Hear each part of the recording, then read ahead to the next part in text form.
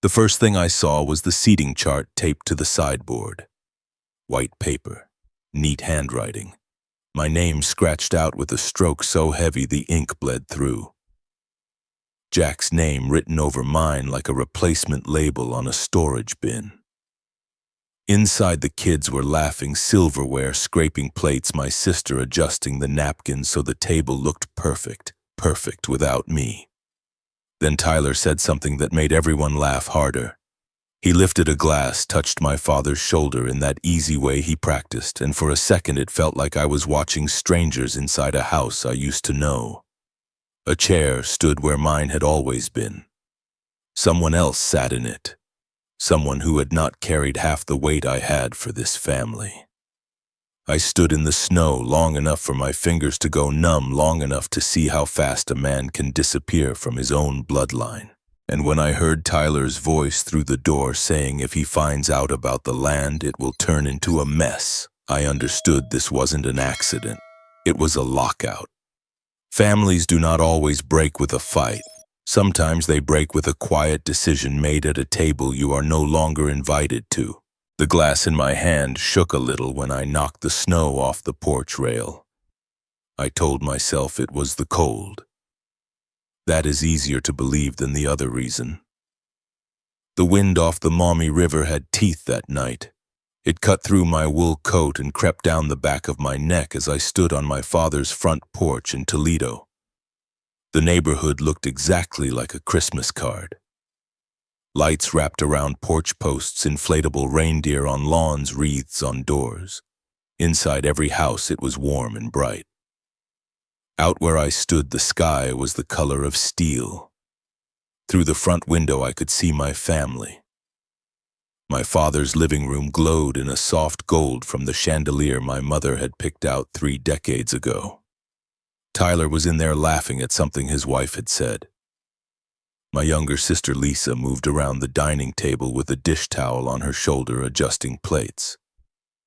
Her husband Jack poured wine, his shirt perfect, his posture easy and relaxed. The television in the corner played some old Christmas movie with the sound low.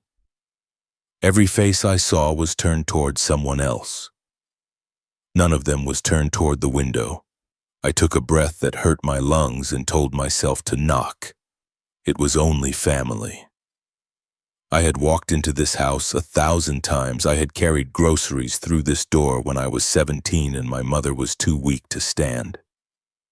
I had fixed the screen, shoveled the walk, painted the porch rails. There was no reason for my hand to hesitate. My hand still did. I walked to the side window instead, the one that looked straight into the dining room. It felt childish, like sneaking a peek, but I did it anyway. Maybe I needed a second to brace myself. The table stretched longer than I remembered. Father must have added the spare leaf. White tablecloth, the good china we only used at Christmas, a roast in the center, steam rising. There were 8 chairs, all of them filled. My father at the head, Tyler and his wife on one side, Lisa and Jack on the other 2 kids at the far end, and an extra seat pulled up near father where he leaned in to hear a joke. On the sideboard they had pinned a sheet of paper, a seating chart. Lisa always did that when she wanted things to look put together. I could read it through the glass. Henry at the head, Tyler and Megan, Lisa and Jack, the kids. Near the bottom where my name should have been, there was a scribble in black ink.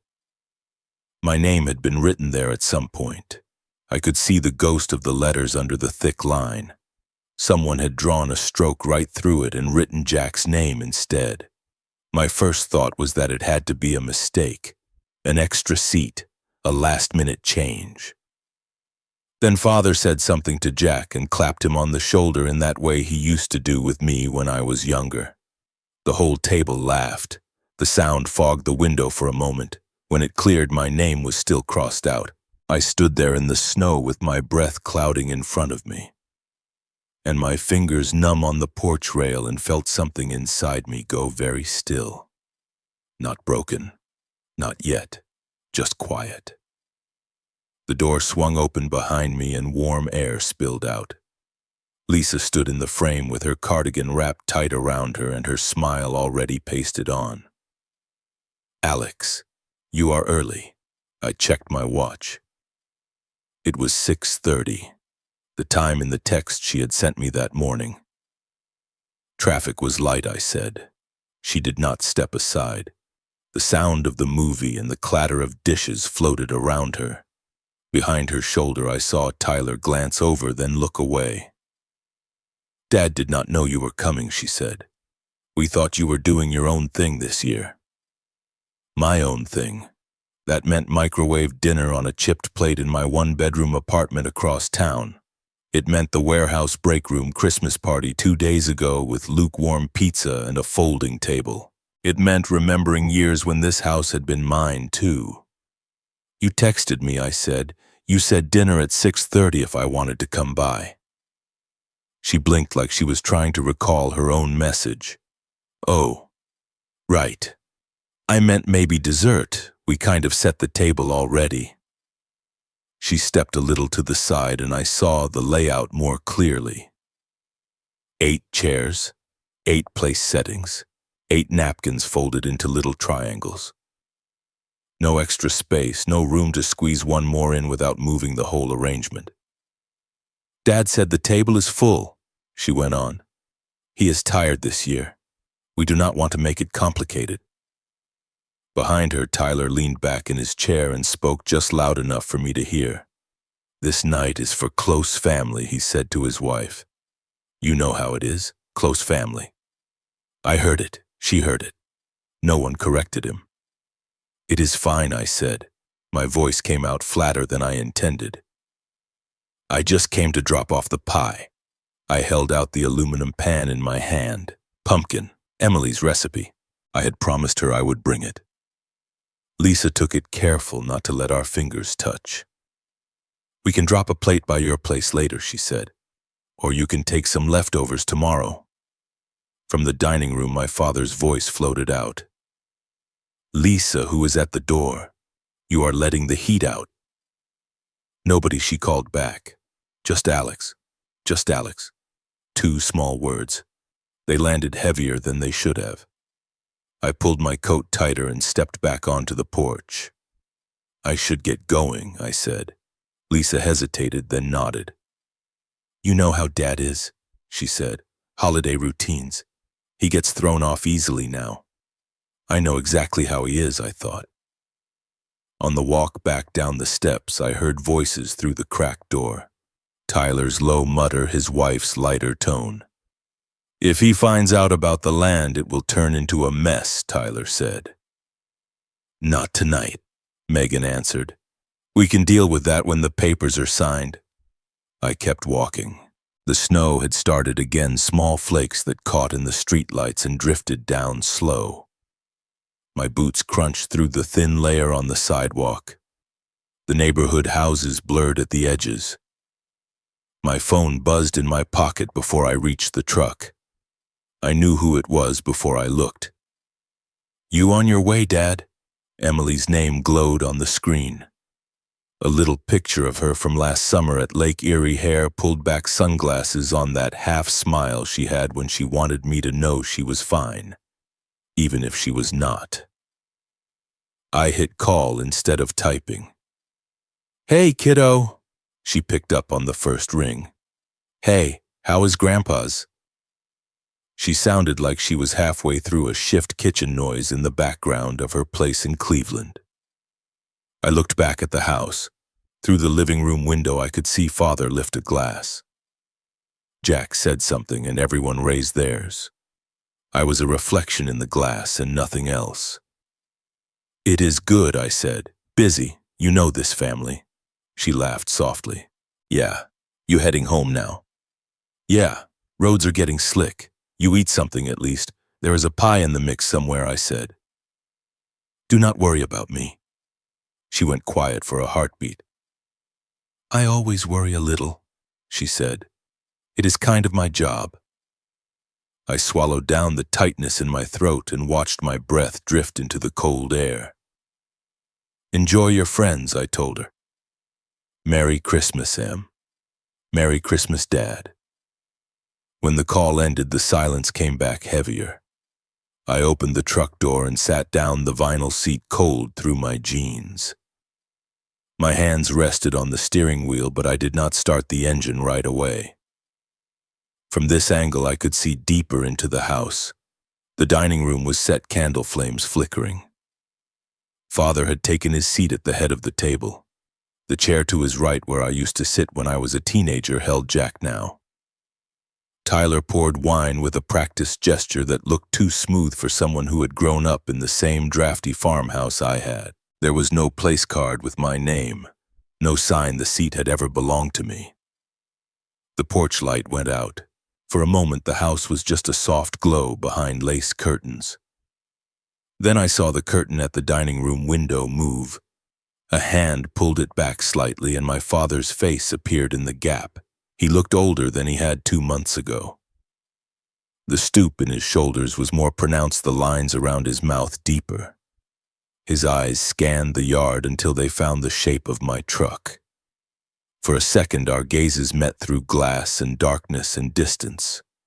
He did not look angry. He did not beckon me in. He did not open the door and say we could pull up an extra chair like he had done for unexpected guests all my life. He just looked at me with something tight and guarded in his expression. A man who knew exactly what he was doing and was not sure he could live with it. Then the curtain fell back into place. I sat there with the keys in my hand and let the past wash over me.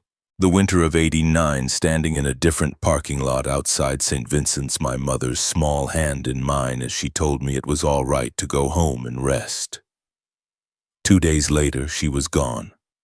Father had met me at the door in the same suit he wore to church and said there was no money for college anymore.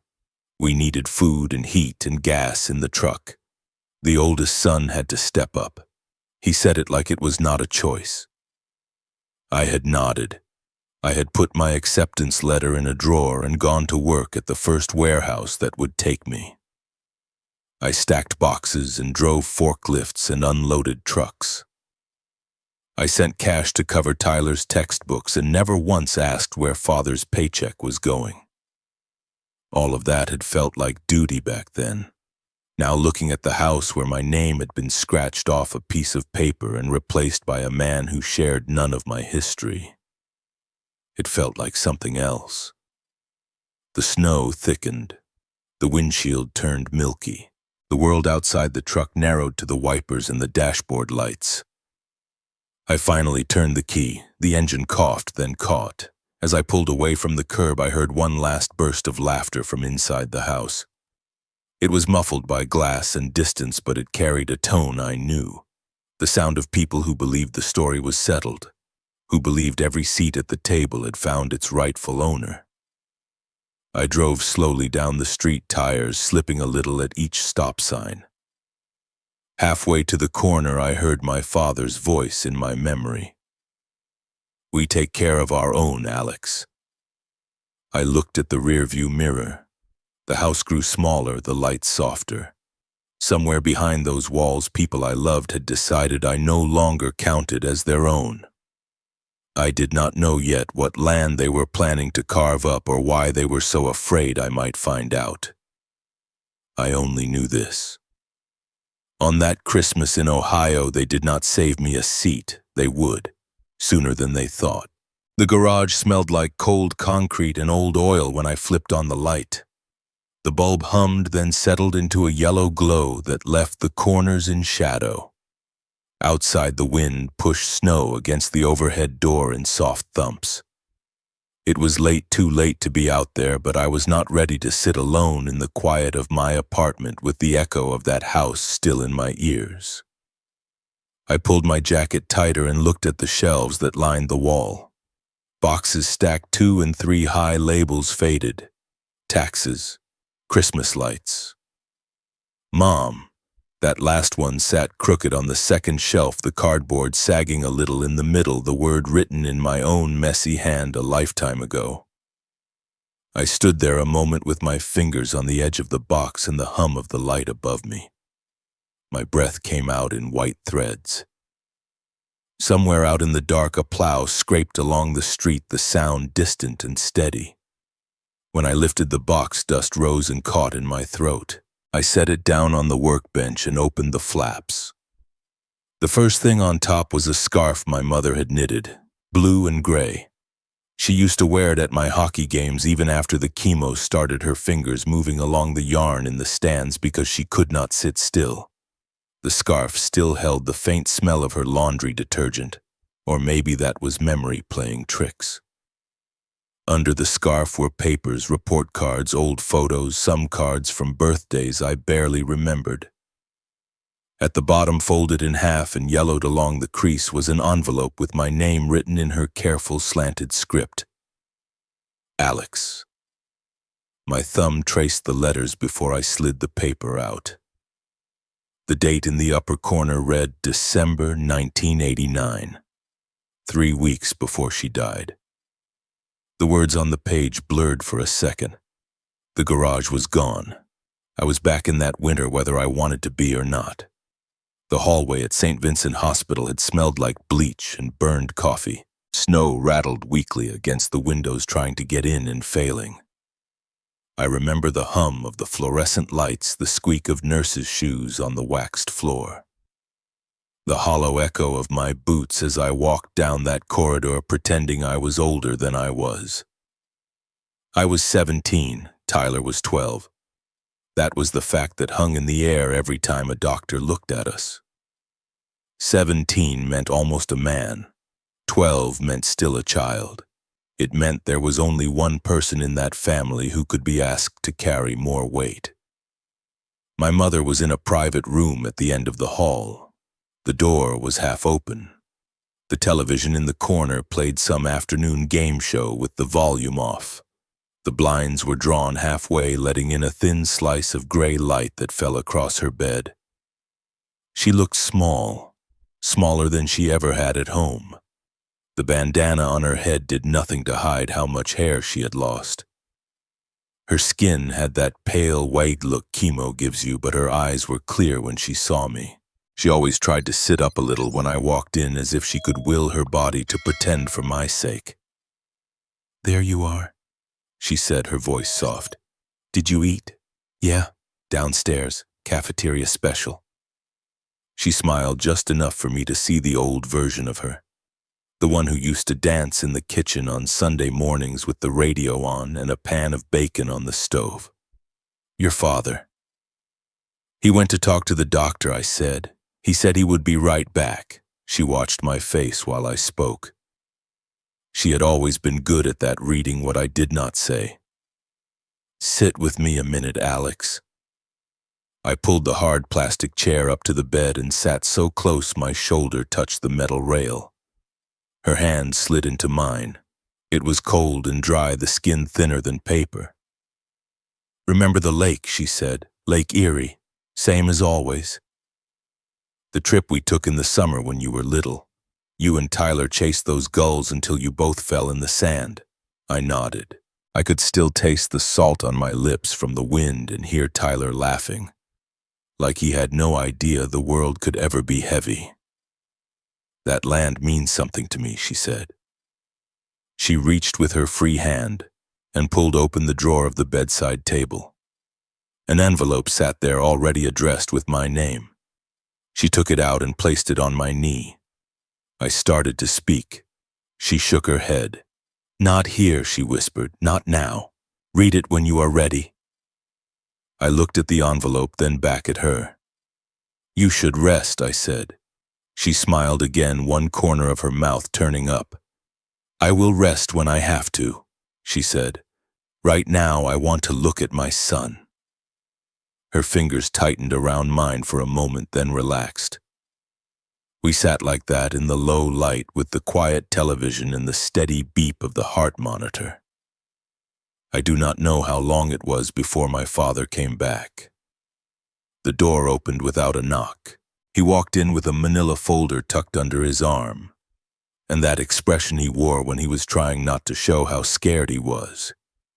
His jaw set, his shoulders square. "Doctor says it is time to talk about what comes next," he said. My mother did not let go of my hand.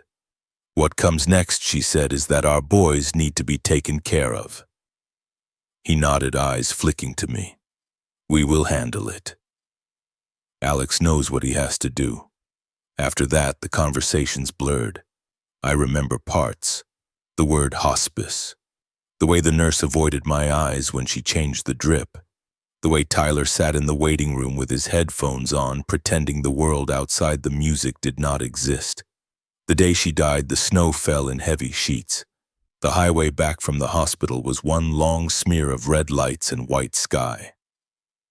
Father drove with both hands gripping the wheel. The heater blasted hot air that smelled like dust.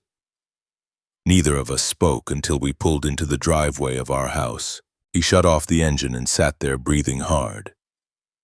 You know we cannot afford that college now, he said finally. Not with the hospital bills and everything else. I stared at the windshield. The Christmas lights on the porch looked dull against the gray afternoon. I can work, I said.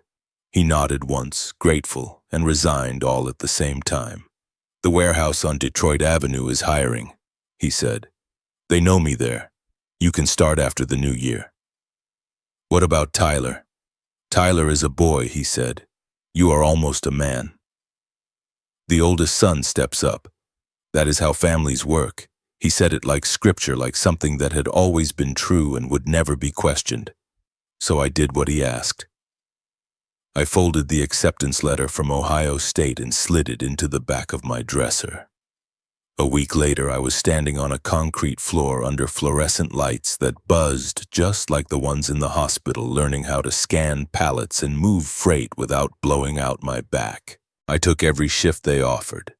Day shift, night shift, overtime when someone called in sick. The checks went into a joint account at first. From there, money flowed to the mortgage, the utilities, groceries, and then to Tyler's school fees when he got older. Father called it doing my part. He never called it sacrifice. Every now and then, late at night, I would take the envelope from my mother out of the drawer and trace my name again. I did not open it. Maybe I was afraid that whatever it said would make things harder, not easier. Maybe I thought I already knew it was just a goodbye from someone who had run out of time. In the garage, decades later, I sat on the stool by the workbench with that same envelope in my hand. The crease in the middle had deepened. The paper felt brittle. My name was still clear in her handwriting. This time I opened it. The letter was short. My mother had never been one for long speeches. She wrote that she had grown up near the lake, that the land out there had been in her family before she married my father, that when she married into the Holts, she had brought more than just herself. She had brought a piece of that shoreline, a small stretch of field that looked out over the water, and she had bought extra acres in her own name when she could slowly, quietly. She wrote that she knew what my father would ask of me. She did not blame him for it. The world we lived in did not make room for a lot of softness. But she wanted me to know that my life was not only obligations and shifts at a warehouse. Your true inheritance is by Lake Erie, she had written. One day you will need a place that is yours. Do not forget that the land out there has your name on it, even if no one else says it. The words sat on the page, simple and steady. The garage felt even colder. I could hear the furnace kick on in the apartment above the faint rush of air through vents. Outside, a car slushed past on the street tires, cutting through snow. I looked around at the boxes and tools and the old cooler in the corner from fishing trips I had not taken in years. My whole life reduced to things that could fit on shelves and in drawers, while somewhere near a frozen lake there was ground she believed belonged to me. I set the letter down on the bench and pressed my palms flat on either side of it. My hands were shaking now, and this time I could not blame the cold. The words from the porch earlier that night came back soft and careless. If he finds out about the land, it will turn into a mess land. Not some small story, not a ring or a watch, something bigger, something that had been there before any of us and would be there after. My phone buzzed again. A message from Emily. A photo of the little tree in her apartment, crooked star on top coffee table crowded with takeout containers and two friends on the couch. Underneath 3 words, "Wish you here." I stared at the screen, then I sent her a picture back, not of me, of the envelope, of her grandmother's handwriting, the curve of my name. She called almost right away. "Dad, you are still awake?" "Yeah. Everything okay?" There was a pause as I picked up the letter again. "Do you remember those stories your grandma used to tell about the lake?" I asked. "The cabin in the field and the way the sky looked in summer." "Yeah." I thought that was just her being nostalgic. I thought so too. She must have heard something in my voice because she went quiet for a second. "What are you doing right now?" she asked. "Sitting in the garage," I said. "Looking at things I should have looked at a long time ago." She let out a breath that sounded like a small laugh. "You always do that," she said. "Put yourself last, make everyone else okay, and leave yourself with the scraps. That is what parents do." "Maybe, but not like this." Her voice softened. "Dad, you do not have to keep paying for everyone else's choices."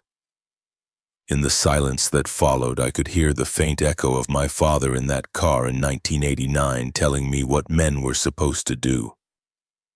"What if that is all I know?" I said. "Then maybe it is time you learn something new." I did not answer right away. My eyes went back to the line in my mother's letter about the land by Lake Erie, about my name being on it, whether anyone admitted it or not. "You remember what you heard at Grandpa's tonight?" Emily said quietly. "Whatever they are hiding, you do not owe them your silence." I folded the letter and slid it back into its envelope, more careful this time. "Get some sleep, kiddo," I said. "We will talk tomorrow." We hung up. The garage settled into its soft hum again. I turned off the light. For a moment in the dark, the faint snow glow through the small window made the shapes of the boxes look like shadows of people lined up along a shore. I stood there listening to the wind and the quiet creak of the house above me. Somewhere between that porch and this garage, between my mother's hospital room and my daughter's voice on the phone, a line had been drawn that I had never seen before. It ran through a field near a cold lake. It ran through a family that said the table was full. And for the first time, I wondered what would happen if I followed it. The fluorescent lights in the hallway of Maple Ridge Care Center have the same tired hum as the ones in the warehouse. I notice it as soon as I step inside. Antiseptic and overcooked vegetables hang in the air. Somewhere down the hall, a television is playing a daytime talk show too loud.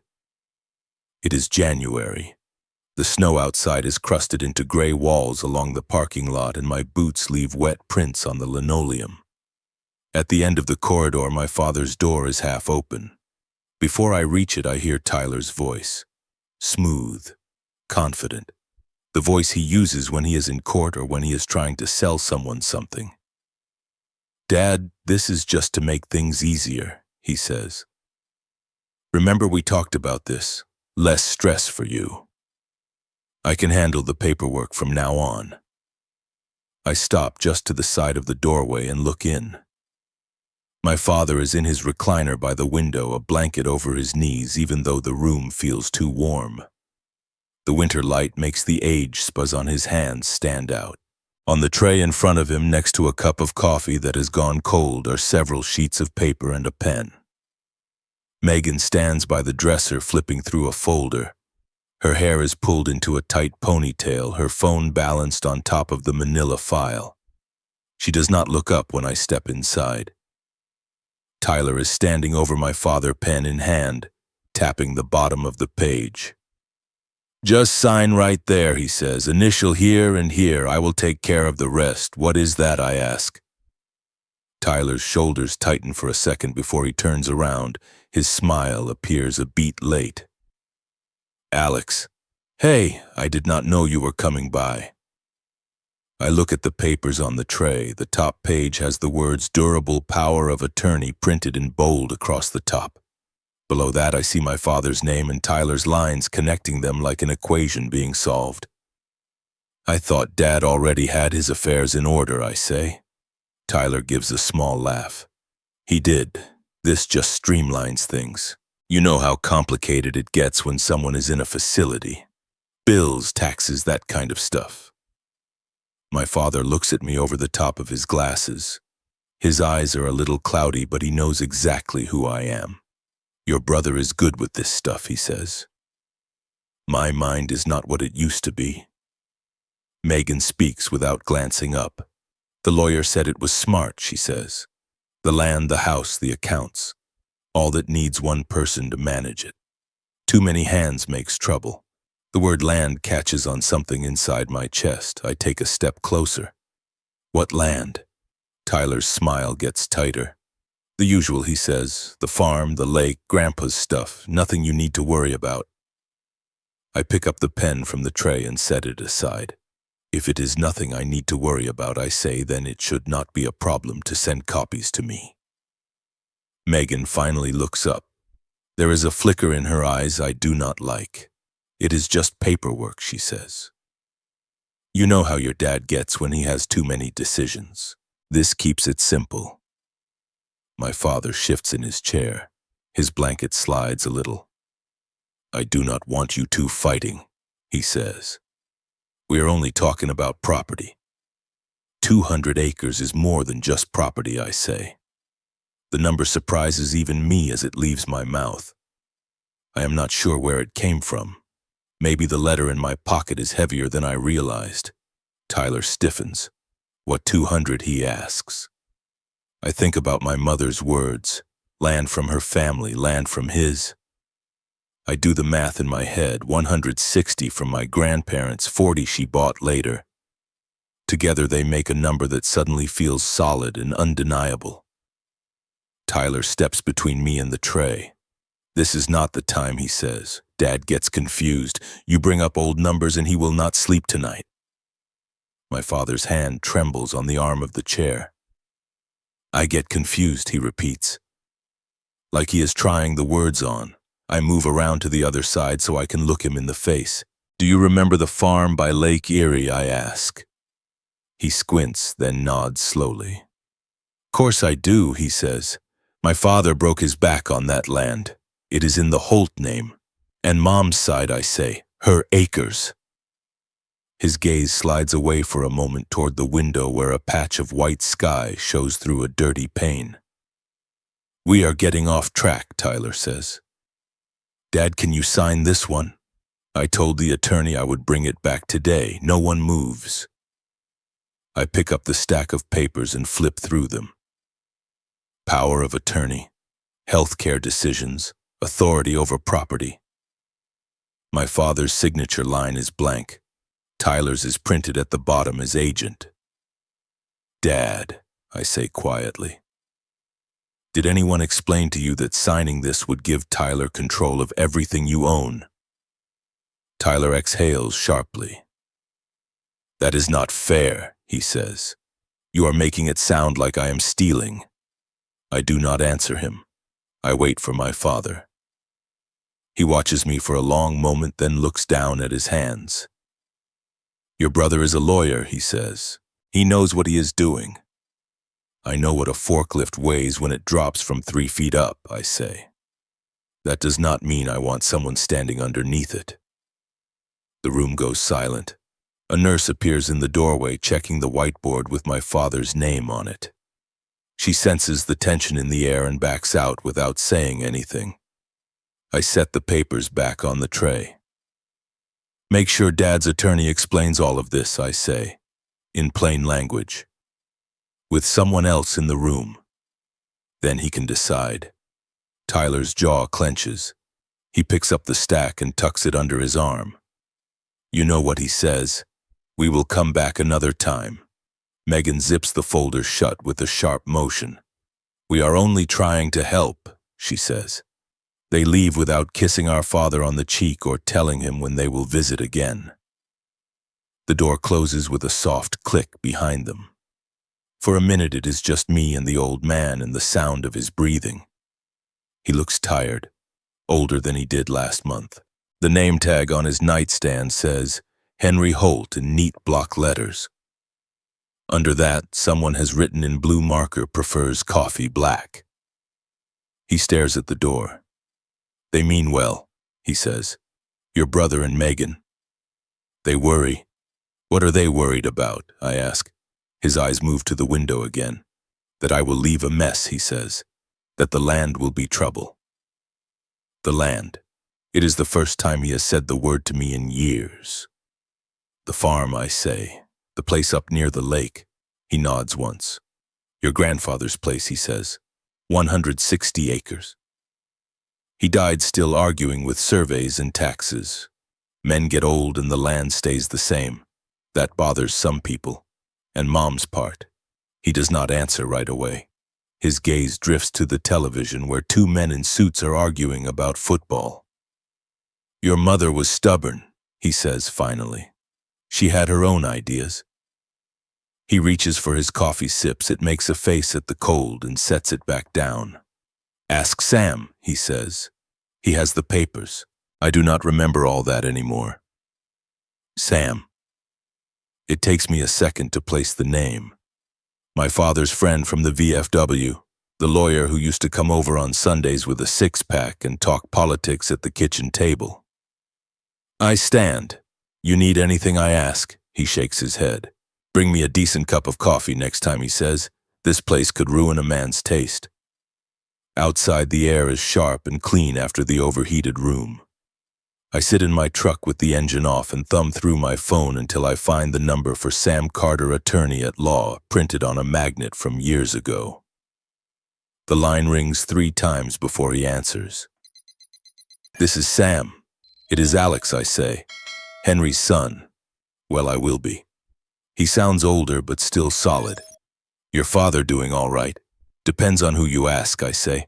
I need to talk to you about some things he mentioned. About the farm and Mom's land. There is a pause. You free this afternoon, he asks. I am at the office until 5. I drive downtown. His building sits on a corner by the courthouse, an old brick place that used to be a bank. Inside his office smells like paper and coffee and the faint trace of cigar smoke he pretends not to allow. He stands when I walk in. His hair is mostly white now, his shoulders stooped, but his handshake firm.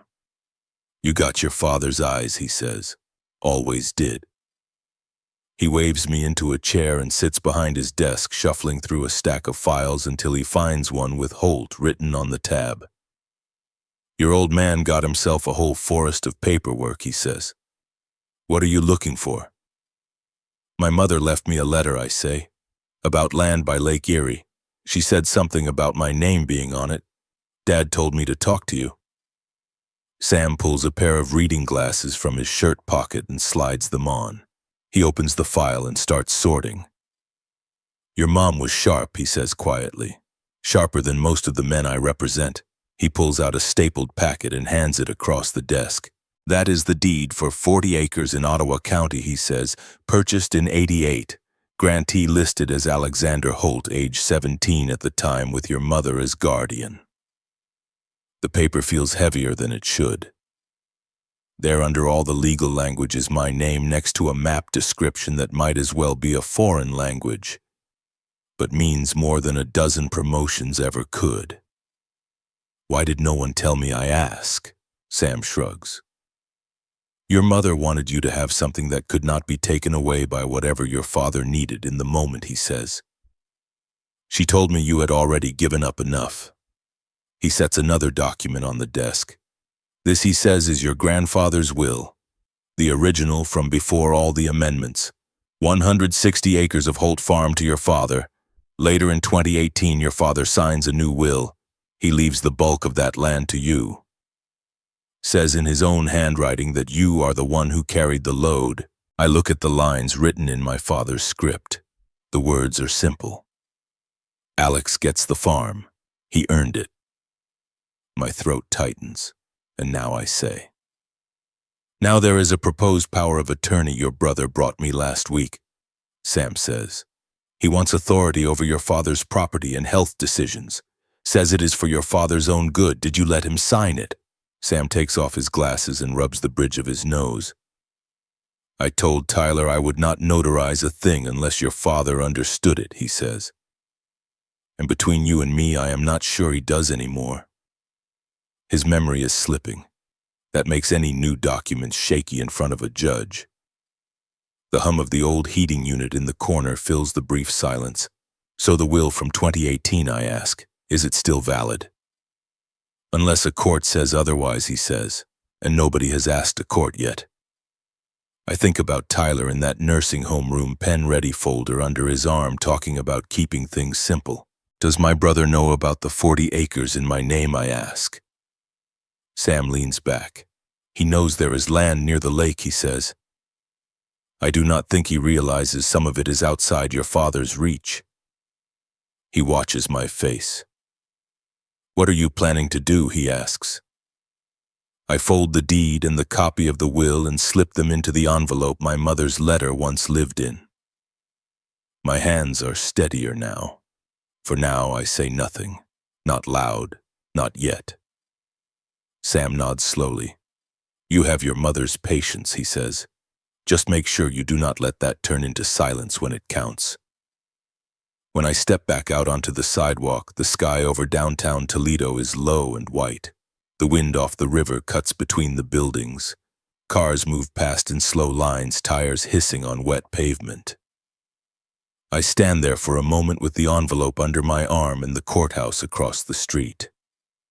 A bus pulls up to the corner. People climb on, hunching against the cold. Lights blink red and green at the intersection, cycling through their routine whether anyone is there or not. Somewhere miles north of here, the lake is frozen at the edges and dark in the middle. 200 acres of field and trees sit under a skin of snow, indifferent to the arguments of the living. I tuck the envelope closer to my chest and start walking, the papers rustling softly with each step. The highway thinned out the farther north I drove until it was just my truck, a line of bare trees, and the white strip of sky over the fields. The snow out by the lake lies different than it does in the city. It does not turn gray at the edges as fast. It stays clean a little longer, like it is holding on to some last bit of stubbornness. I turned off onto the county road that led to the old farm. The sign for Holt Lane was half buried, the letters flaking, the metal bent a little where some kid must have knocked it with a truck. The tires crunched over packed snow and frozen ruts.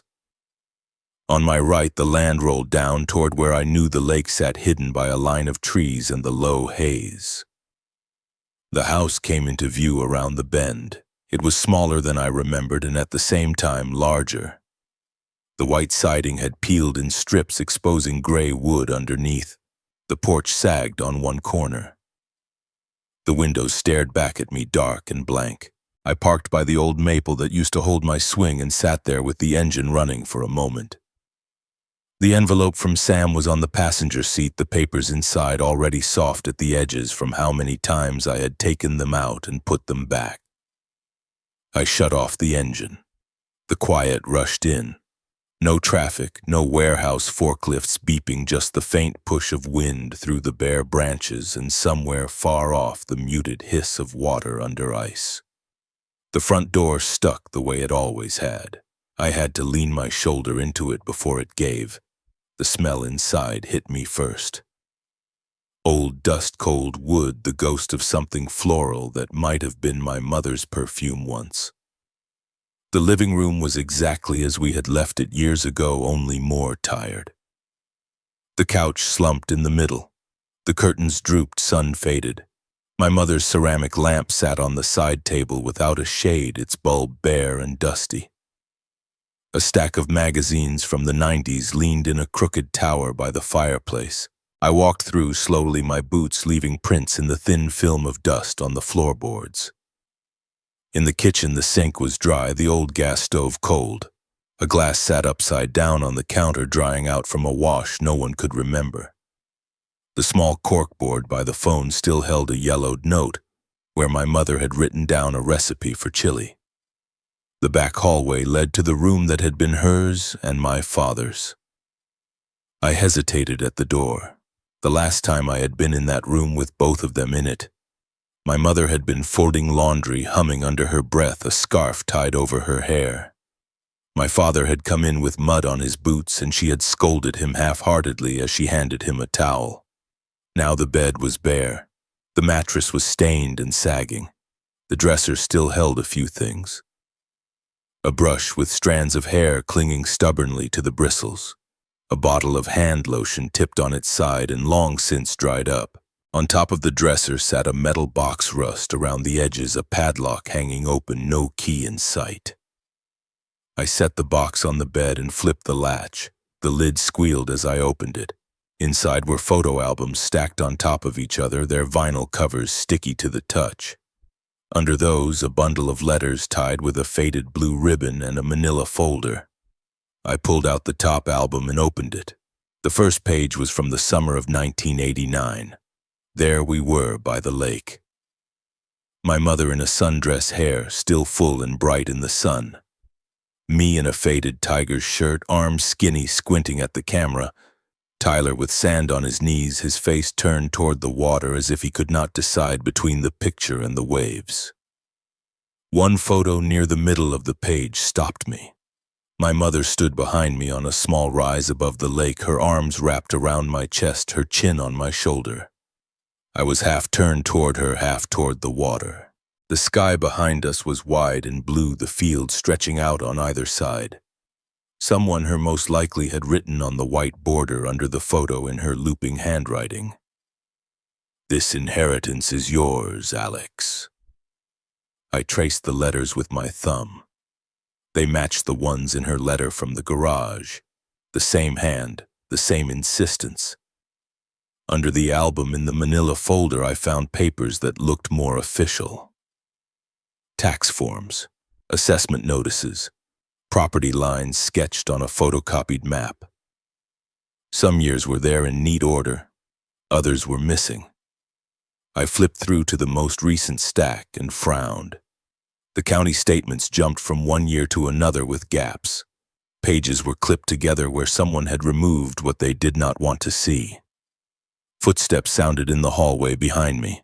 For a second my chest tightened, thinking of my father, then I heard a different rhythm. Lighter, quicker. Emily stepped into the doorway, rubbing her hands together. "Heat in this place is terrible," she said. I nearly froze between the car and the porch. I had not heard her car pull up. I should have. I must have been too deep in the box. "You found it all right?" I said. She blew out a breath, her eyes scanning the room. "Hard to miss," she said. "The mailbox has your last name on it in letters big enough to see from the moon."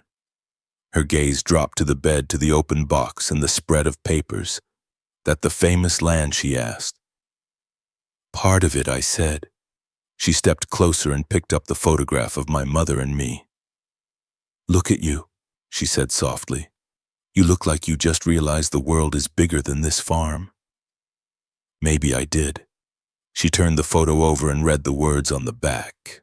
She did not mince words, did she? Emily said. "This inheritance is yours." "That is pretty direct," I nodded.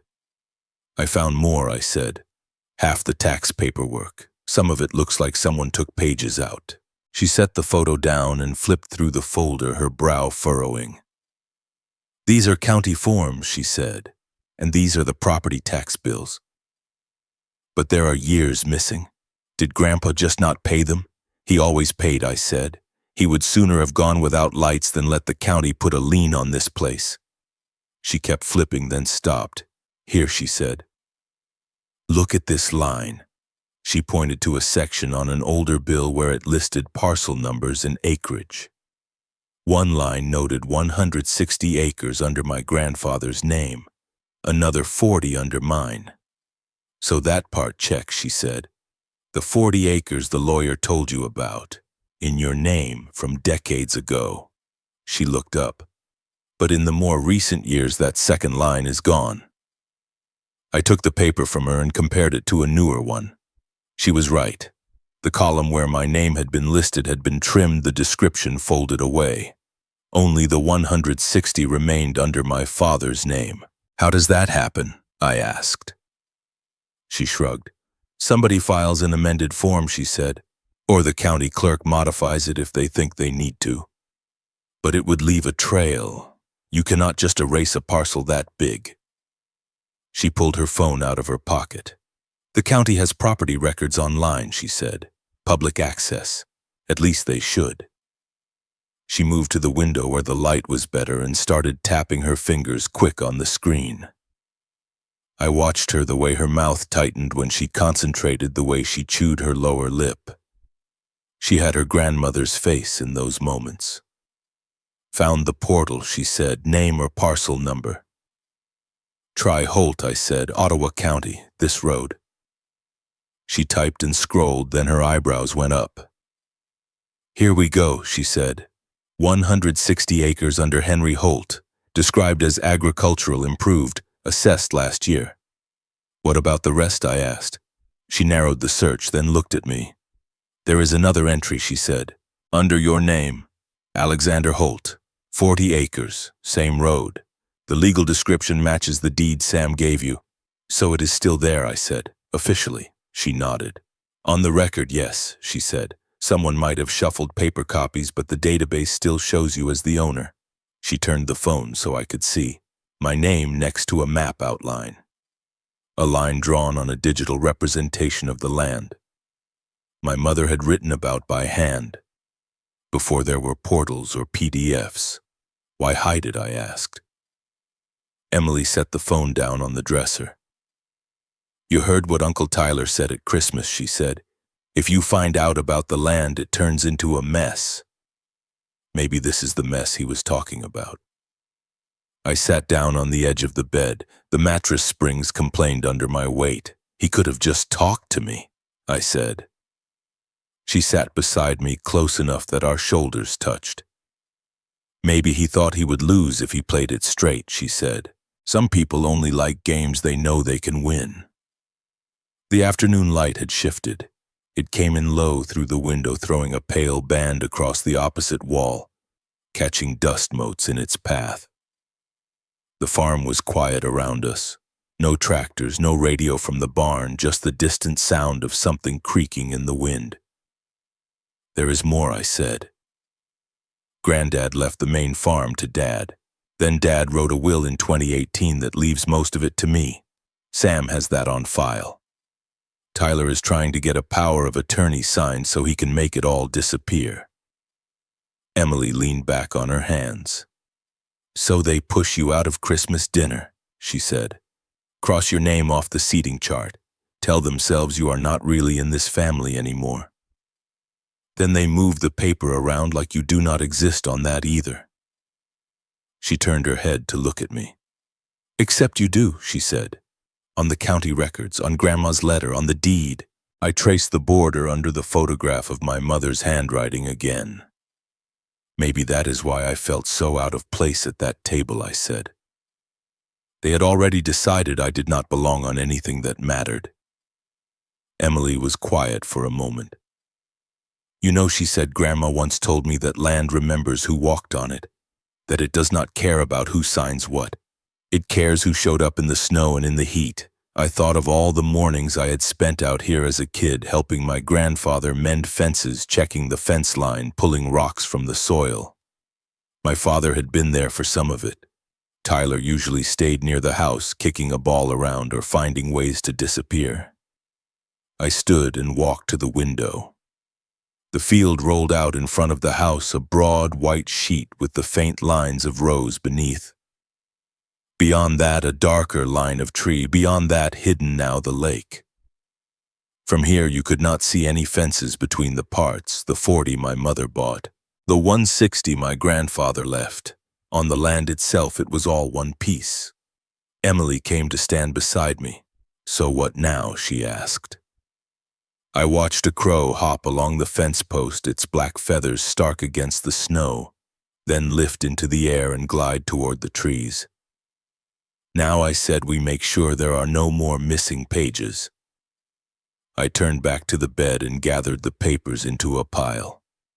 The albums, the half-written letter in my mother's hand, the tax forms with gaps. All of it went into the metal box. Emily added notes from the county portal she had pulled up on her phone, snapping photos and saving them.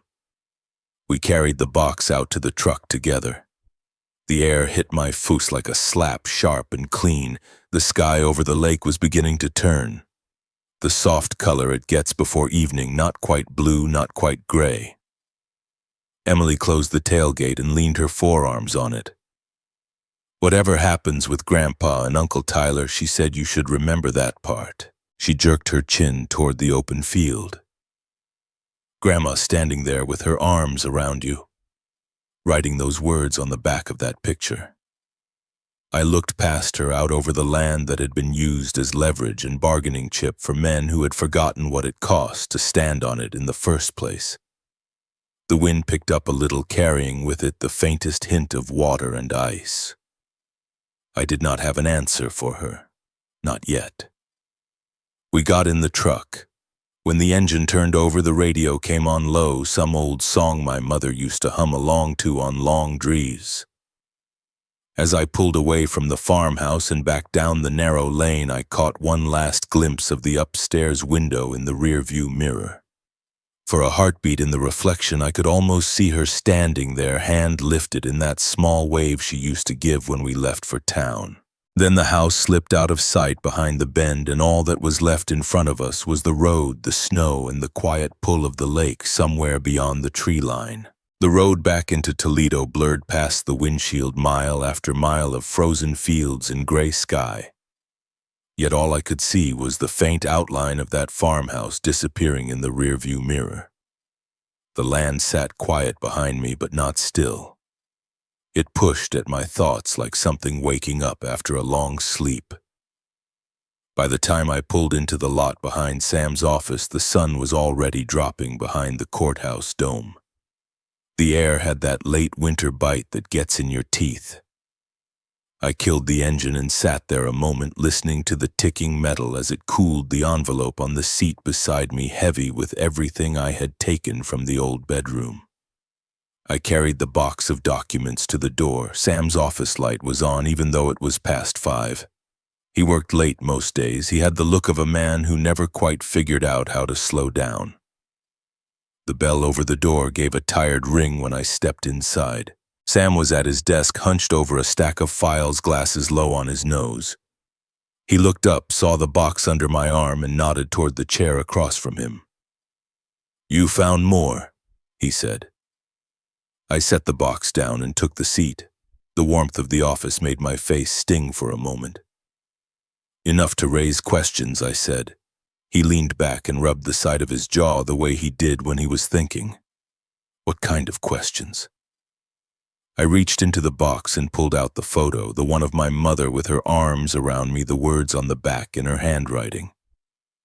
Sam took it without a word, his thumb brushing the edge. "Your mother never left anything to chance," he said. "She knew what she wanted." I nodded.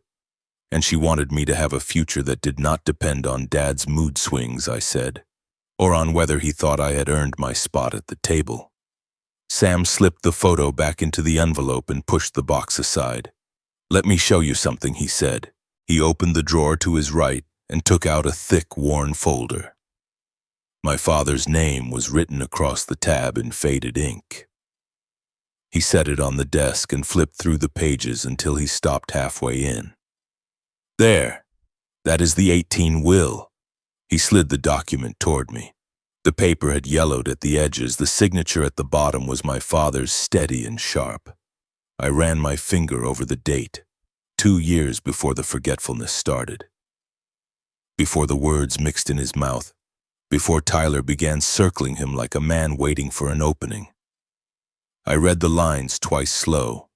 My father had left all 160 acres of the original Holt farm to me, not split, not shared, not parceled out, to me. Then I read the paragraph written in his hand, a short block of uneven lines. "Alex carried the load I should have carried. The land goes to him." My throat tightened. "He never said this to me," I said. Sam nodded. He was not good with apologies, but he understood something by then. He knew what you gave up. I set the will down and looked past Sam out the window where the courthouse lights flickered on one by one, so the 19-acre parcel from Grandpa, the 40 from my mother. That is 200 acres total. Sam nodded again. If no one interferes. He closed the folder and rested both hands on it. Your brother came to me with new documents last year, he said. Wanted your father to sign a revised will and a complete power of attorney. I told him no, not without a medical evaluation. My voice came out low. Did he get one? Sam shook his head. He tried. Found some online form clinic that would sign anything for a fee. But legally, the only evaluations that matter are from the hospital records, and those show your father's cognitive decline starting as early as late 22. I sat back, the old chair creaking under me. So anything signed after that is vulnerable. Exactly.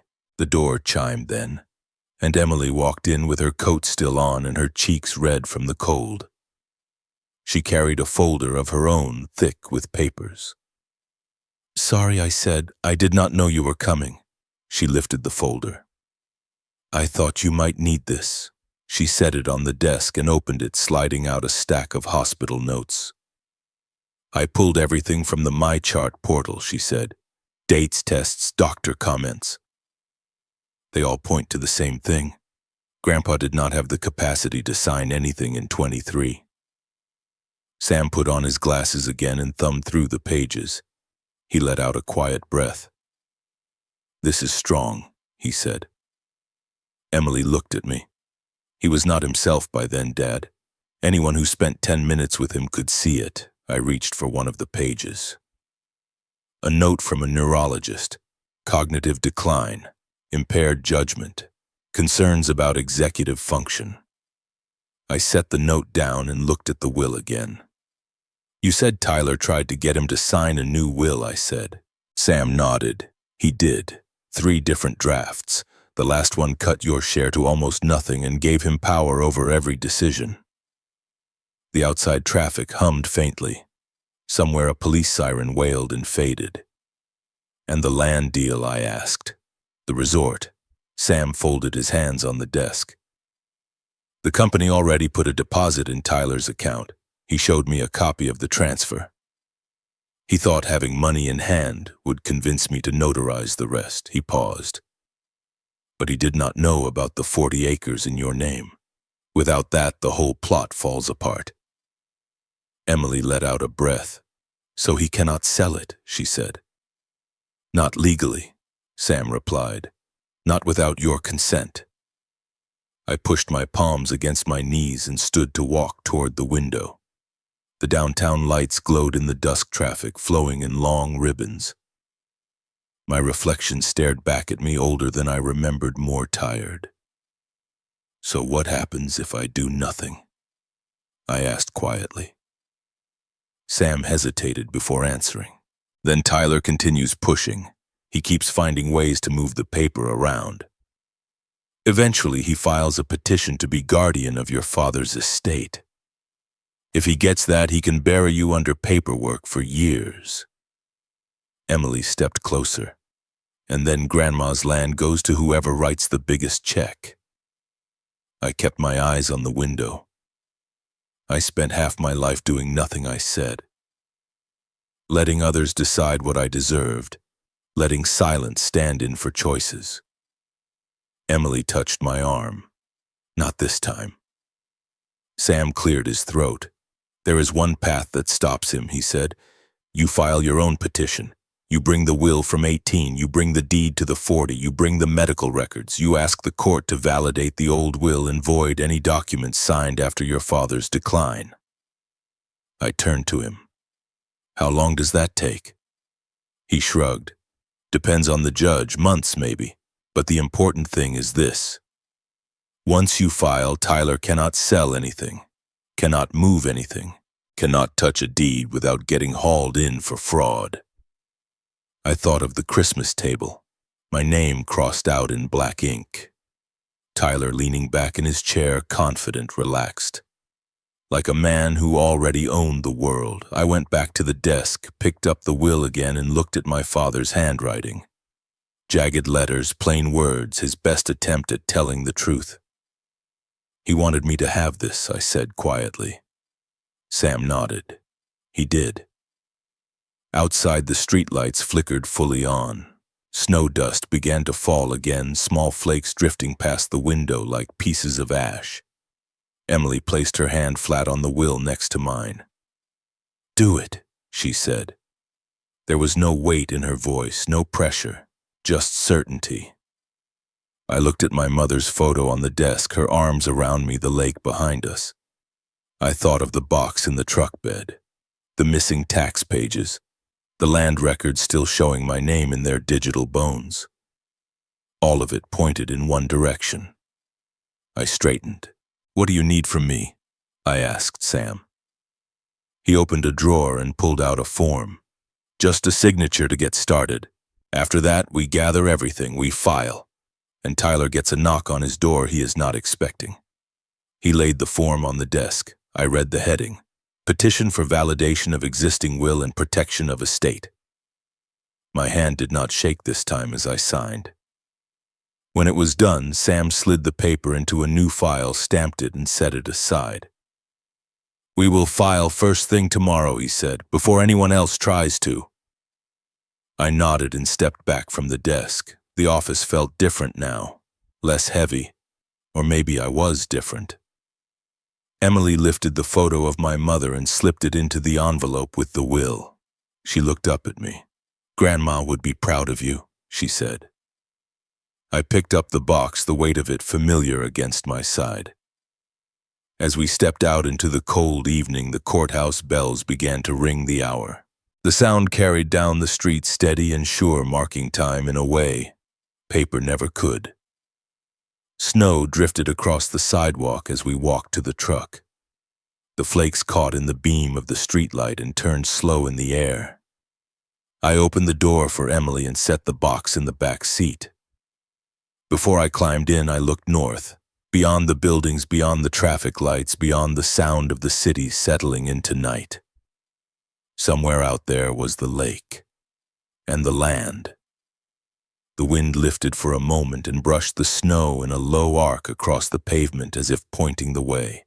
Fireworks were already popping somewhere across town when I turned onto Tyler's street.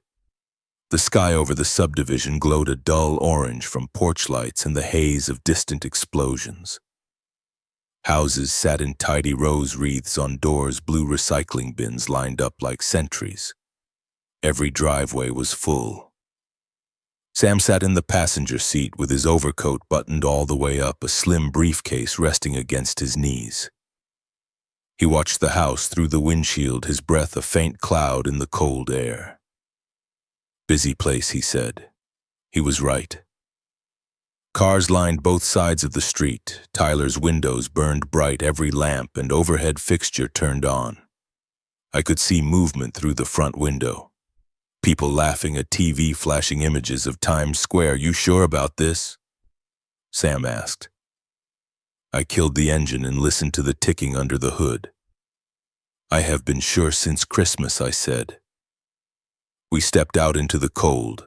I pulled the folder from behind my seat, the will from 2018. My father's letter, copies of the deed. Emily had wanted to come, but I told her no. This part was mine. As we walked up the shoveled path, the front door opened before we could knock. Megan stood there in a sequined top and black jeans, a plastic champagne flute in her hand. Her smile faltered when she saw Sam behind me. "We are kind of in the middle of something," she said. The smell of queso and cheap beer drifted out. Behind her shoulder, a group of friends in party hats hovered near the kitchen island. The TV in the living room showed a crowd in New York packed around a lit ball, the sound turned up too loud. "I will not stay long," I said. "Is Dad here?" She hesitated. "Tyler brought him over this afternoon. He is in the den," she said. "He gets tired. The noise is a lot." I stepped inside. Sam followed with his briefcase. Tyler appeared from the hallway, his tie loosened. cheeks flushed, hair a little messy like he had been running his hand through it all night. When he saw me, his expression flattened. "Great," he said. "The whole gang." His gaze dropped to the folder in my hand. His jaw tightened. "This is not the time," he said. Sam set his briefcase down by the wall, calm in his old gray suit. "It is better than the time you tried," he said. Tyler shot him a look. "You should not be here," he said. "This is family." Sam shrugged. "I am here as a witness," he said, "nothing more." The living room was lit too bright. The coffee table was crowded with bowls of chips and wings. Someone's kids' toys were pushed into a corner. A digital clock on the TV screen counted down the minutes to midnight. "Where is Dad?" I asked. Tyler lifted his chin toward the den. "Sleeping," he said. "He does not need this. He needs to know what you have been doing with his name." We stood there for a beat, too many people in too small a room, the air thick with heat and the smell of food. The conversation in the kitchen shifted, people sensing something was off, even if they did not know what yet. Megan stepped forward. "Maybe we can talk about this another day," she said. I opened the folder and laid the papers on the coffee table, pushing a bowl aside. The sound of the television hosts shouting over each other filled the spaces between my words. "There will not be another day before the court date," I said. "He deserves to hear it from me, not from a summons." The word landed between us. Tyler blinked. "You filed," he said. Sam answered. "We did," he said. "Petition to validate the existing will and protect the estate from any further changes." Megan took a step back, her hand flying to her mouth. The room had gone quiet now. Even the kitchen crowd had stopped pretending not to watch. I picked up the will and the letter and faced Tyler. "Dad chose," I said. "Back when he still could. He chose to leave the land to me. Grandma did too in her way. You tried to write that out. You do not get to do that in the dark." Tyler laughed once, short and sharp. "For once in your life you decide you want something," he said. "Where was all this fight when we needed money? When Dad was drowning in hospital bills? When that land sat empty for years?" I felt my hand curl around the edge of the paper. "I was putting in double shifts at the warehouse back then," I said. "That was my fight." Sam cleared his throat. "Where is Henry?" he asked. Tyler rubbed his face. "He is asleep," he repeated. "He gets confused. He does not understand any of this. He understood enough to sign this," I said. I laid the will on the table, my father's handwriting visible under the printed text. Sam moved to the hallway. "I would like to see him," he said. Megan opened her mouth to object, then closed it when she saw the look on his face.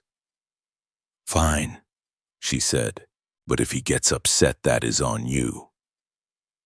They disappeared down the hall, leaving me and Tyler in the middle of the room. The people in the kitchen shifted, suddenly interested in refilling their drinks, eyes flicking back and forth. Tyler stepped closer. "This is what you wanted," he said quietly, "to embarrass me, to make me look like the villain of your little warehouse hero story." My voice stayed low. "I wanted you to talk to me before you took what was not yours," I said. "You never cared about the land," he snapped. "You stayed away. You were happy stacking pallets and living in that sad little apartment, pretending you did not want more." I thought about my daughter, the night shifts, the college brochures that had gone into the trash. "Maybe I wanted different," I said. "That does not mean I wanted nothing." We heard footsteps then. Sam came back first, his face serious. Behind him, my father shuffled into the room with Megan at his elbow, his hand gripping a cane. He was in a button-down shirt and a sweater, his hair combed, but his eyes were tired. He looked around, taking in the crowded room, the TV, the papers on the table. "What is all this?" he asked. His voice was scratchy but clear. Tyler moved to his side. "Nothing, Dad," he said quickly. Just Alex making a scene. I stepped forward. "We need you for a moment," I said. My father's gaze moved from me to Sam, then back. He frowned. "Sam," he said, "you working late too?" "Always," Sam said. "Henry, we need to talk about the will." Megan shifted, nervous. "Maybe not now," she said. "It is New Year's." Sam ignored her. "Do you remember coming into my office in 2018? He asked Henry. "We sat at that old wood table and you dictated some changes to your will." My father squinted as if trying to see the memory itself. "I remember, T," he said. "Your wife made it. Too strong." "You told me you wanted to leave the farm to Alex," Sam said.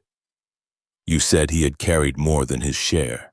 The room held its breath. My father's eyes found mine. Something cleared there like a fog lifting just enough to reveal a shape underneath.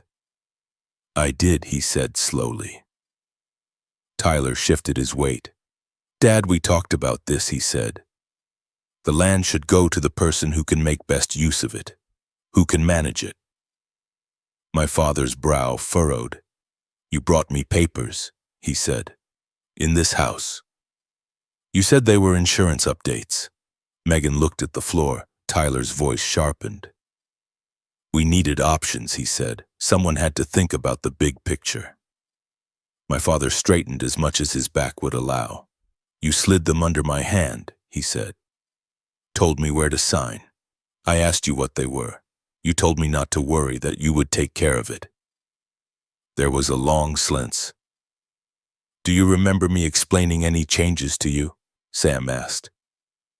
"In my office." "No," my father said. "Only you, Sam. Only you ever went through the words." Sam nodded once. "Your son here took drafts I would not notarize and found other ways," he said. Megan's voice came out in a whisper. "Tyler." Tyler's face had gone pale. "You cannot take his word over mine," he said. "He is confused. Half the time he does not know what day it is." My father's hand tightened on the cane. "I know when my boy is lying to me," he said. That quieted every sound in the room. Even the TV noise seemed to drop away for a heartbeat. Megan stepped back, one hand on her chest. "You told me Sam approved everything she said." Tyler ignored her. "You think this is about money," he said to me. "The whole farm barely makes anything. The resort deal was the only way to turn it into something, to get us out from under the taxes and the repairs and all that history." He looked at our father, voice cracking. "You kept talking about how proud you were of him," he said. "How he was the backbone, the one who stayed. Nobody ever said that about me. You never did." My father blinked. The cane trembled. "Your mother did," he said quietly. "She said you were bright, that you could talk a man out of his own hat." Tyler laughed again, but there was no humor in it this time. "She looked at him first," he said. "Every time.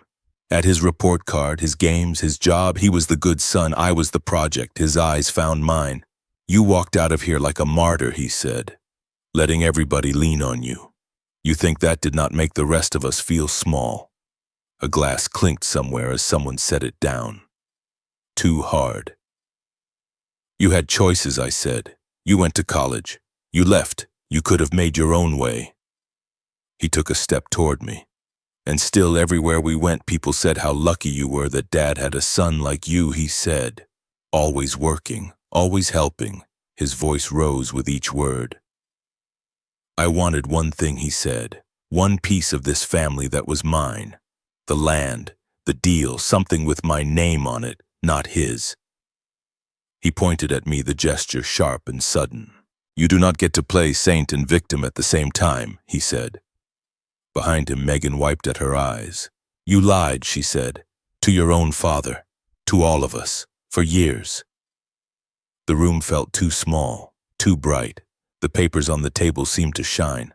I lowered my voice. "The nights I stayed late at the warehouse," I said, "stacking freight until my hands went numb, that was not so you could carve me out of every decision. The shifts I picked up so you could finish law school, that was not so you could learn how to cut me from the picture. He opened his mouth, but no words came. "The things I gave up are not debts you get to collect," I said. "They are not a fund you can draw from whenever you feel small." My father sank into the armchair by the wall. His breath came shorter, his hand pressed against his chest. Sam moved to his side. "Henry, you okay?" he asked. My father nodded, then shook his head. "I am tired," he said.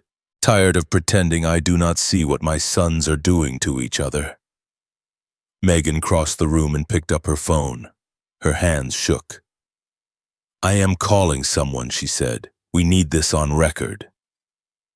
When the police arrived 10 minutes later, the countdown on the TV was at 15 minutes to midnight. The officers stepped into a house full of quiet people and too much history.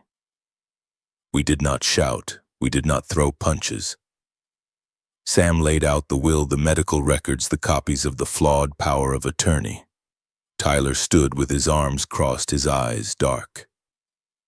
My father answered their questions as best he could. His voice wandered here and there, but when they asked him if he had wanted to give everything to one son without understanding the documents, he said no. One of the officers, a woman with tired eyes, closed her notebook. "Most of this is civil," she said. "That will be for a judge. But if what Mr. Carter says about the signatures and the dates is correct, there could be criminal issues later." She looked at Tyler. "I would get your own counsel," she said quietly. After they left, the party was over without anyone saying those words. Guests slipped into their coats, mumbling excuses. The living room emptied until it was just family again. The TV kept playing video of cheering crowds in New York. No one muted it, but no one watched either. Tyler stood by the window, his shoulders drooped now, his face hollow. Megan sat on the edge of the couch staring at him like she did not recognize the man in front of her. I stepped closer to him. "You wanted this family to see you," I said. "To know you mattered. I understand that. But you cannot steal 30 years of someone else's work and call it your place." He did not look at me. "I just wanted to be the one who fixed things for once," he said. "Not the one who needed bailing out." The clock on the mantel chimed the hour, then another. 11, midnight approaching. I thought about the boy he had been, the 12-year-old in the hospital waiting room with headphones on, pretending not to hear our father telling me what my life would become. Maybe the resentment had started there, a small seed that had never been named. Behind us, my father spoke. "You both think you are alone in this," he said. "Like nobody else in this room knows what it feels like to carry regret." He looked older than I had ever seen him, smaller in the big chair. "I did this," he said. "I pitted you against each other. I let one boy be the mule and told the other he was too fragile to pull." His words hung in the air. Nobody answered. The TV hosts started their countdown. 10, 9, 8. Their voices got louder, forcing cheer into a room that did not have space for it. I stepped over to the coffee table and picked up the will and the letter, sliding them back into the folder. Sam gathered his briefcase. "We should go," he said. "Court will move things along now. This is enough for tonight." I nodded. As I reached for my coat, my father caught my sleeve. "Alex." I leaned down so I could hear him. "Do not let this kill what is left," he said. I did not know if he meant the farm or the family. I did not answer. Outside, the air was colder than before, the sky clear and sharp. Fireworks exploded above the houses, red and gold bursts that lit up the snow on the lawns. In a nearby backyard, someone shouted, "Happy New Year," their voice bright and oblivious. Sam walked to his car. I stood for a moment on the sidewalk, folder under my arm, the noise from inside Tyler's house muffled now that the door was closed. Another firework went up, a white streak that flared and then faded, leaving a faint trail of smoke drifting across the dark.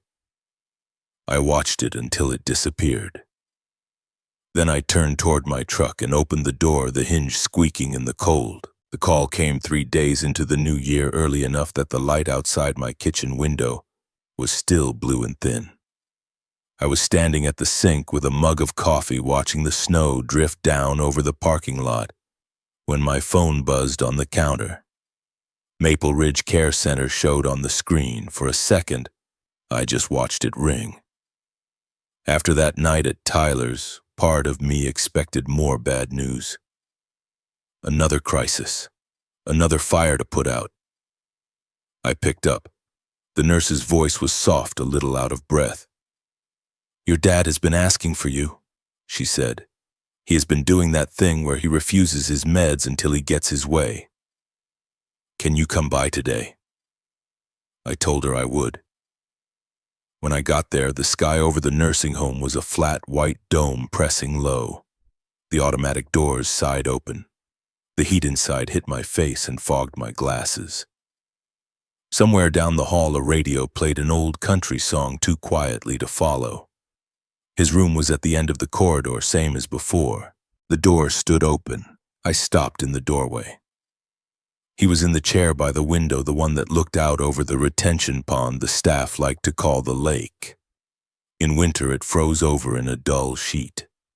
Today there was a thin crust of ice on it, scattered with snow. He sat there in his sweater blanket over his knees, hands resting on the armrests, his shoulders slumped but his head up.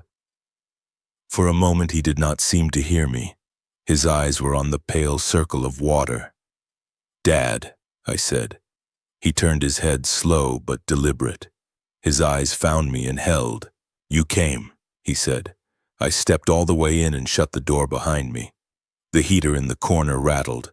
The air smelled like disinfectant and something faintly sweet from the air freshener plugged into the wall. "You asked," I said. He nodded as if that answer made more sense than anything else in his day.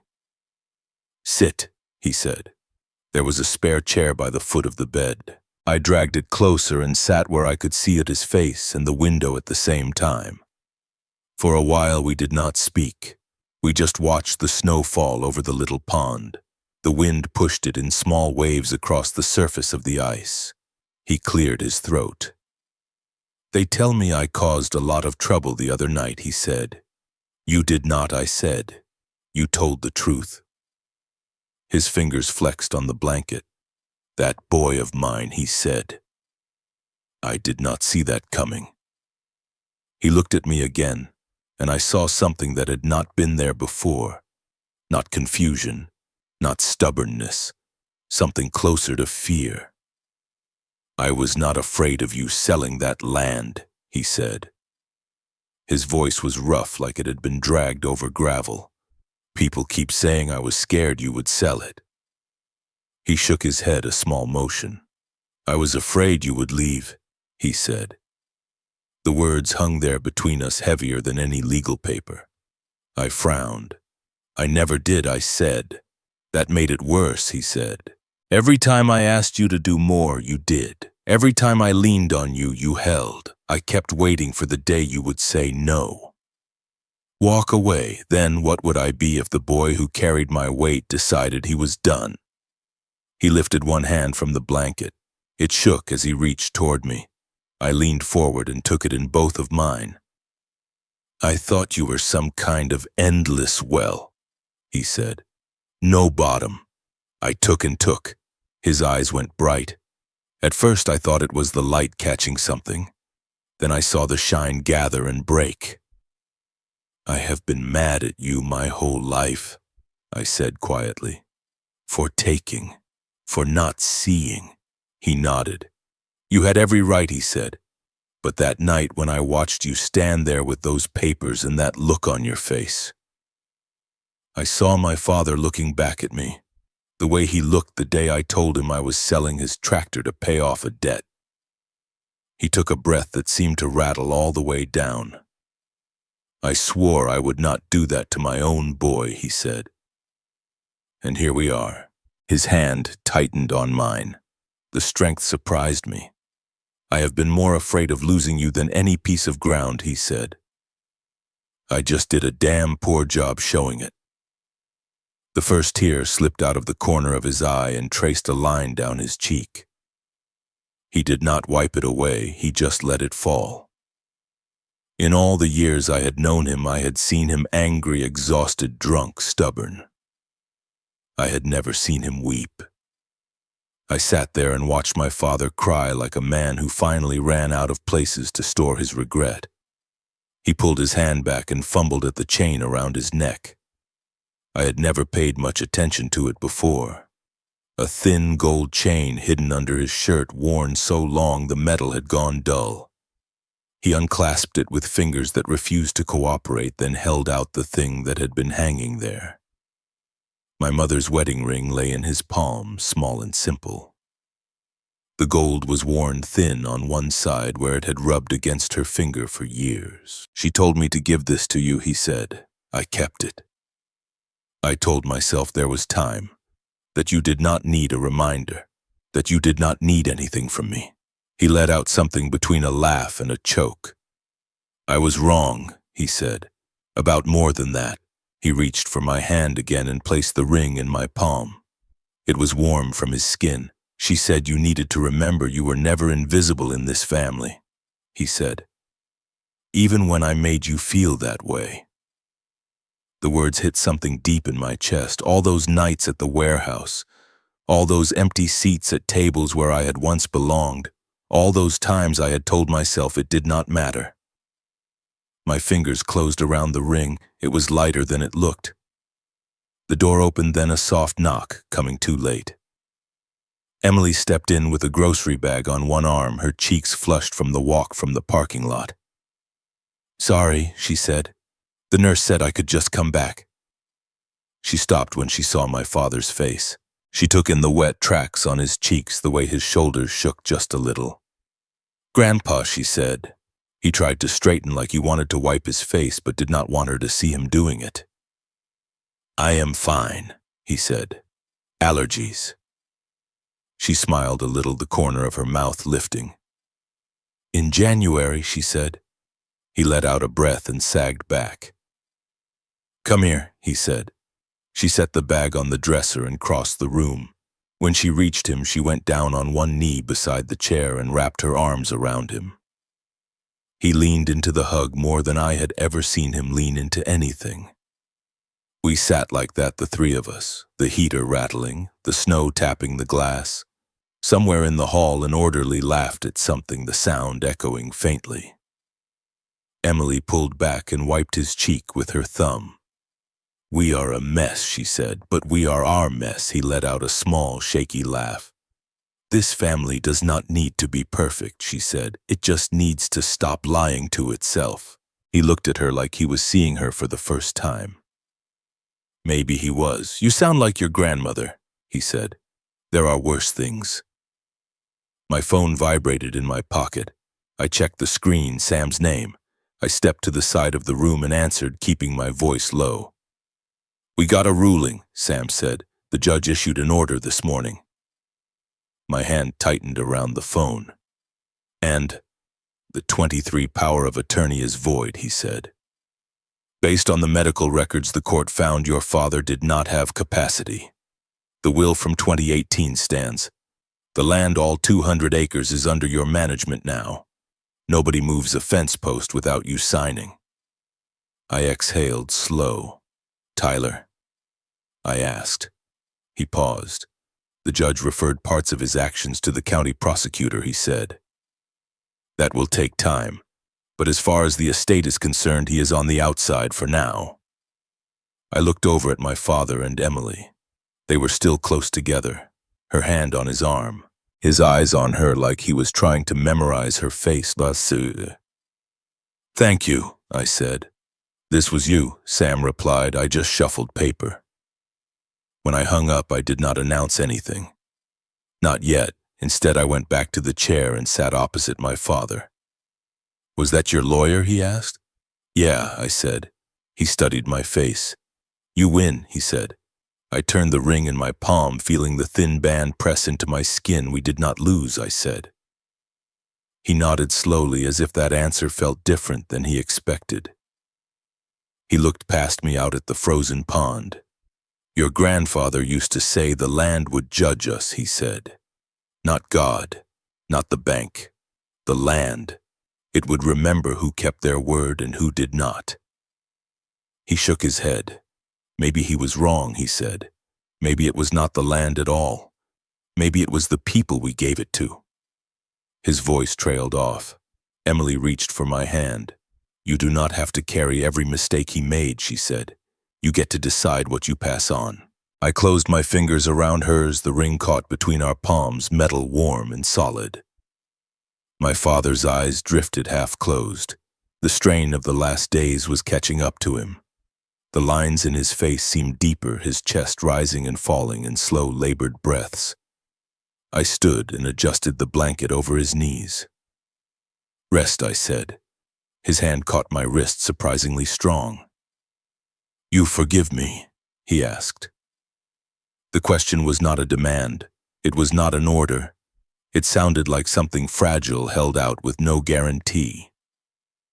I thought of my mother in that hospital room, of the letter in the garage, of the field by the lake, of Tyler at the window on New Year's Eve, of Emily standing in the doorway now watching both of us.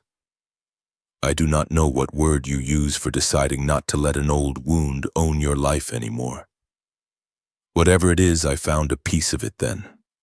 I nodded. I do not want my daughter to grow up with the same cracks in her that I did, I said. That is all. He closed his eyes and a tear slid out from under his lashes. That is more than I deserve, he whispered. Maybe, maybe not. The heater hummed on. We stayed another hour. Emily told him about her job in Cleveland, about the idiot in her office who kept burning popcorn. He smiled at the right places, his attention slipping here and there but coming back when she laughed. Every now and then his hand would reach up and touch his chest where the ring had hung, and his fingers would find nothing and fall. When we finally left, the sun was low and the ice on the pond glowed a dull orange. The wind had picked up, clearing the snow from parts of the surface, revealing dark water beneath. In the hallway near the exit, there was a bulletin board with photographs of residents and their families. Holiday parties, cookouts on the lawn, grandchildren on laps. Someone had pinned a new picture there. It showed my father in his chair with Emily behind him, her hands on his shoulders. I was on the edge of the frame, half turned toward them. I stopped and looked at it. The lighting was bad. The angle was awkward. But there we were, all three of us, in the same picture at last. Outside, the wind cut through my coat. Emily linked her arm through mine as we walked to the car. He looked lighter, she said. Maybe he was. I opened the driver's side door and caught my reflection in the window. My hand still held my mother's ring, the gold band pressed into my palm, leaving a small indentation. For the first time, the story did not feel like a ledger in my head. Debts and credits, acres and signatures, it felt like something else, something messier and more human. A father who finally said the one thing he should have said years ago. In the distance beyond the low roofs and bare trees, I imagined the line of the lake again. The fields asleep under snow, the land waiting unchanged for whatever came next. A year has a way of folding in on itself when you look back at it. The snow that day at the care center turned to rain, then to spring mud, then to summer dust along the gravel road that led out to the farm. Paper shifted through hands at the courthouse. Tyler moved his practice to Nebraska, a clean line drawn between his past and whatever he thought came next. Emily drove back and forth between Cleveland and Toledo, her life growing in small, steady ways that had nothing to do with acreage. Through all of it, the land by Lake Erie stayed the same. On Christmas Day of 2025, I drove out there before anyone else arrived. The sky was a soft gray blue, the kind you get when the sun is there but in no hurry to show itself. Smoke already curled from the chimney of the farmhouse. I had lit the wood stove an hour early. The house breathed in the warmth and slowly let go of the cold it had held for years. Inside, the long table sat in the front room where the living room and dining room used to argue over space. I had sanded and stained the boards myself that fall. 8 chairs on each side, 2 at the ends. A simple cardstock place card at the head with my name written in Emily's careful hand. No thick line crossing it out, no other name written over it. I ran my fingers along the back of that chair. It was just wood, but it carried the weight of every doorway I had stood outside of, listening to the sounds of a family without me. From the kitchen came the low simmer of gravy on the stove, the crackle of a roasting pan when fat hit hot metal. The house smelled like sage and onions and yeast and the faint, clean bite of pine from the tree in the corner. I heard tires on gravel outside, then a car door. Emily's laugh came in on a draft of cold air before I even reached the hall. She stepped through the door with a gust of winter cheeks, flushed hat pulled low over her ears. Beside her was a young man in a dark coat carrying a foil-wrapped pan with both hands like it was valuable. "This is Ryan," she said as she shrugged out of her coat. "He makes a mean green bean casserole." Ryan offered his free hand. His grip was firm, but his eyes were a little nervous. "Thank you for having me," he said. He looked around at the wood beams, the tree, the big table, like he was trying to take in the history all at once. I took his coat and hung it on the old rack by the door. "If you can handle this crowd, you can handle anything," I said. He laughed, the tension easing from his shoulders. Emily moved into the dining room and stopped when she saw the head of the table. "You kept it simple," she said. "No seating chart drama this year. Just names," I said. "No crossed-out lines." She walked to the head chair and touched the place card. "Looks right," she said. "You sitting there." She said it like a fact, not a favor. We were setting plates when the sound of another car came up the drive. Then a third. The house filled slowly. Lisa with her kids, who went straight for the cookies. Megan without Tyler, her smile tentative but real. Sam and his wife with a pie that smelled like bourbon and pecans. A nurse from Maple Ridge pushing my father in a wheelchair through the door, his blanket over his knees, a wool cap pulled down over his ears. The room shifted when he came in. For years he had been the center of gravity, whether he deserved it or not. Now he seemed smaller, but the space around him opened anyway. He looked up at the beams and the tree and the table and let out a soft breath. "Haven't seen it like this since your mother was alive," he said. We rolled him to the side of the table near the middle where he could see everyone. I could have put him at the head like the old days. He did not ask.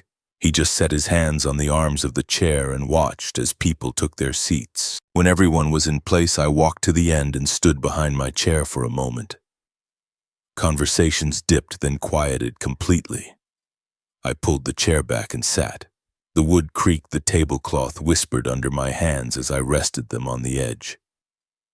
For a second I saw another table in my mind, another Christmas, another house. My name crossed out in ink, my reflection in the glass, the ache in my chest. The ache was still there in some form, but it did not run things anymore. Father cleared his throat. The room turned to him. "I owe some stories," he said.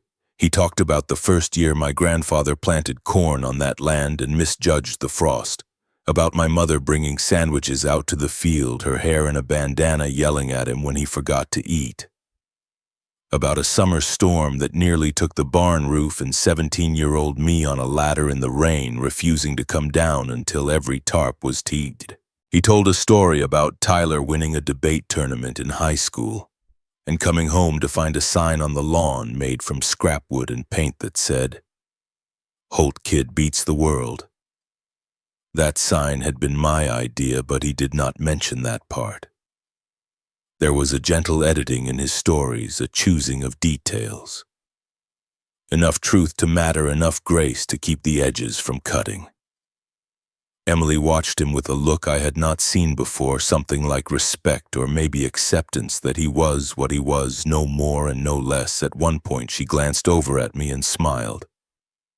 "This is my family," she said to Ryan later when she introduced him properly. The words landed soft in the air, but they held more weight than any legal document I had signed. Halfway through the meal, after the turkey and the potatoes and the second round of rolls, Lisa handed me a plain white envelope. "This came for you yesterday," she said, "from Nebraska." My name was written on the front in a hand I knew too well. Tyler's. I turned it over. No return address. I thought about setting it aside, about letting it sit in a drawer with other unopened things. Instead, I slid a finger under the flap and opened it. The letter inside was short, no excuses, no legal arguments, just a man who wrote that he was tired of waking up every night with the image of our father in that chair and the sound of his own voice in his ears. He said he was sorry for what he had done with the land. Sorrier for what he had done to me. He wrote that he did not expect forgiveness, that he was trying to figure out who he was when he was not competing with the older brother who had given up more than he understood. I folded the paper and slipped it back into the envelope. Emily watched my face. "You okay?" she asked. I nodded. "He is still my brother," I said. "That does not go away." She put her hand on my forearm, a small anchor in the noise of the room. "You get to decide what you carry," she said. Later, when the dishes were stacked in the sink and the kids had worn themselves out with board games and sugar, I asked Emily to step outside with me. The air had that clear, deep cold that makes every sound sharp. The lake was a dark line beyond the field. Light from the house spilled onto the snow, turning it gold near the porch and blue farther out. I reached into my pocket and pulled out a thin stack of folded papers. Deed copies, maps, numbers that now meant something very different than they had a year before.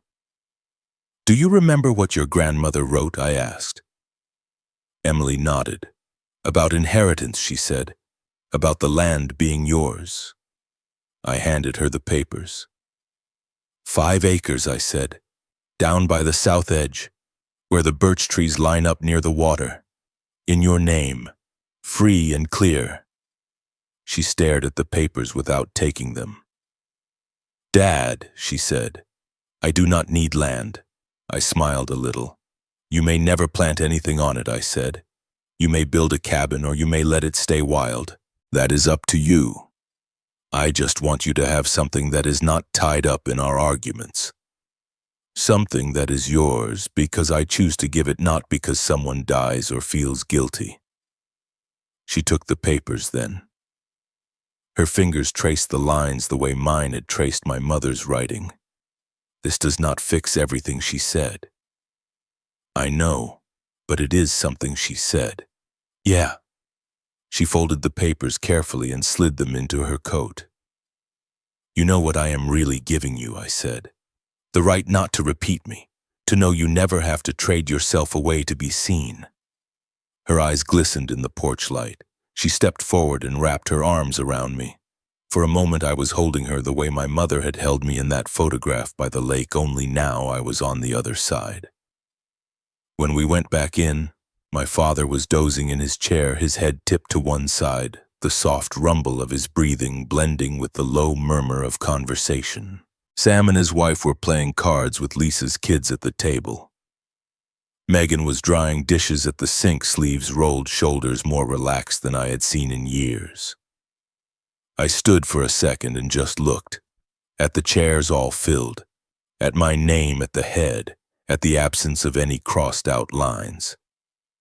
Outside snow began again, slow deliberate flakes drifting past the window, catching in the glow of the tree lights before settling on the dark field beyond. A year earlier I had stood in the cold outside my father's house, watching a different table, a different light, listening to the muffled laughter of people who had decided I did not belong. Now the laughter was around me, not wild or loud, just low and steady like the hum of a well-tuned engine. I walked over to the head of the table and rested my hand on the back of my chair. The wood felt solid under my palm. The land was divided and my name ended up where Sioux people never wanted it, on deeds, on maps, on the head of a table. But standing there with my daughter's hand still warm on my arm, and my father asleep within reach, I realized that the better part of all this was not lines on paper or parcels on a survey. It was the fact that for the first time in my life, I had chosen my own seat and sat in it without waiting for anyone to save it for me. I pulled the chair out and sat down again as the house settled into the quiet sounds of evening. The wind brushed the side of the house. Somewhere out on the lake, ice shifted with a low, distant crack. Inside for once, everything held.